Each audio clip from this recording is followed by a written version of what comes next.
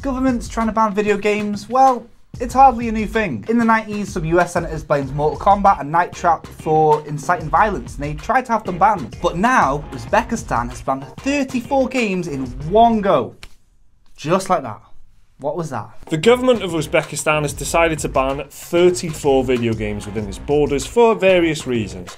Mainly though, the accusation that they distort social values and threaten stability. The ban makes it illegal to import and sell the games throughout the country. Now, the usual suspects are all there, the likes of GTA, Manhunt, Doom and Mortal Kombat. But there are some pretty odd games included in that list as well. Mass Effect 1 is banned, for example, even though the rest of the series is not. The Sims 3 and 4 are there, as is 2010's Naughty Bear for Xbox 360 and PlayStation 3, which is a game where you play as a sociopathic teddy bear who's out for revenge against his cutesy brethren. Kane and Lynch, tragically, is one of the games included on the list. Assassin's Creed Brotherhood is there, Shadow Warrior, and Until Dawn. Yes, Dawn.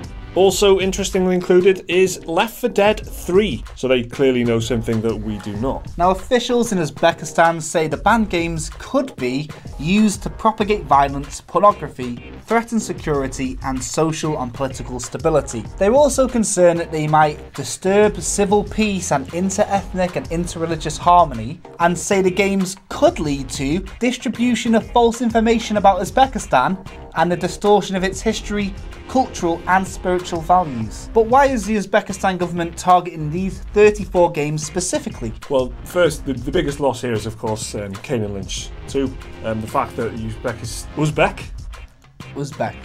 Like Ivan Ooze. Yeah, Uzbek. If he made the country, he probably wouldn't run it too dissimilar to this, would he? Yeah, banning the Sims. Knows why. How about taking another quack at it?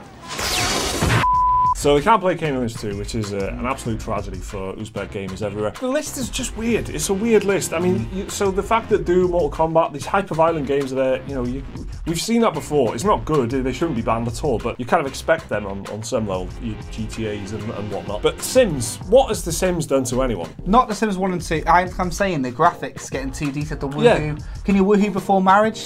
I don't know. It's just, there must be like one thing in these games. Like Mass Effect 1 is just there, one. but yeah. 2, 3 and Andromeda are okay. Why? Andromeda's okay.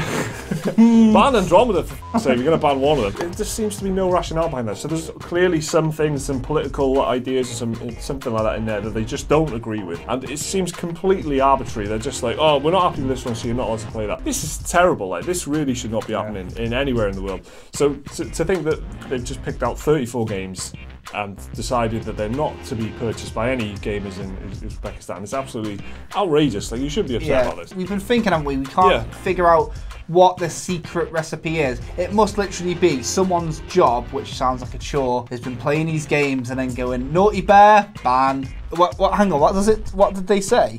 It'll lead to the distribution of false information about Uzbekistan.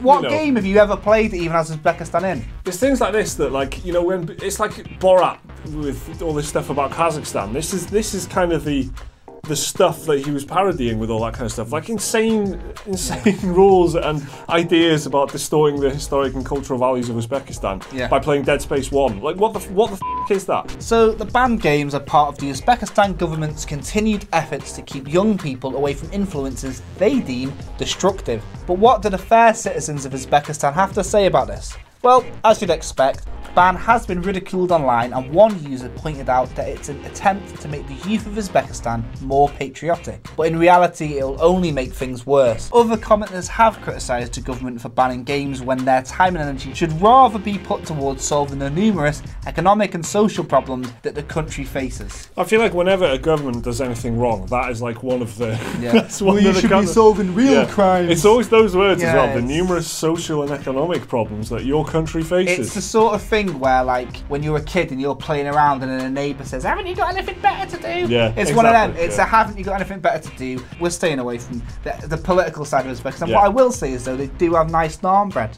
So did you guys have any idea that Uzbekistan made such nice naan bread? Let us know down in the comments. Remember to leave a like and subscribe if you enjoyed the video. There's another video right there if you want to watch that, and a link to Patreon if you want to support videos like this and the channel. See you next time.